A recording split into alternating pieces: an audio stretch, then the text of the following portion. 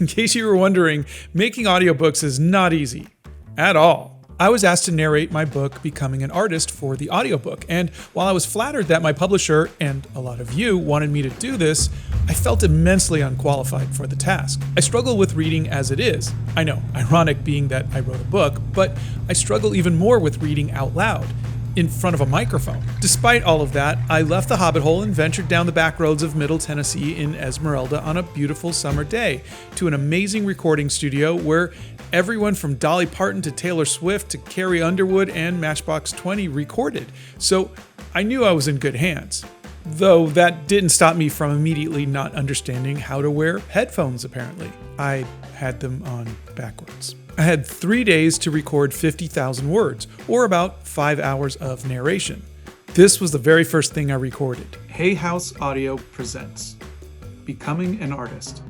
How to make art like a human by embracing failure, discovering your creative voice, and finding joy in the process. Written and read by me, Scott Christian Saba. How cool is that? I did it. Now, if only the rest of it went so well. It did not. First off, I kept messing up. I couldn't even get a single sentence right, much less a whole paragraph. And that meant a lot of editing for our engineer, Drew. Sorry, Drew. And talking that much makes your throat dry, so you wind up having to drink a lot of tea, which Donna was happy to provide. I drank so much tea. And then just as I got a whole sentence out, someone knocked on the door. And did you know that they have to change the script for an audiobook? So instead of the book saying, "This book you're reading," it'll say, "This book you're listening to." I did not know that.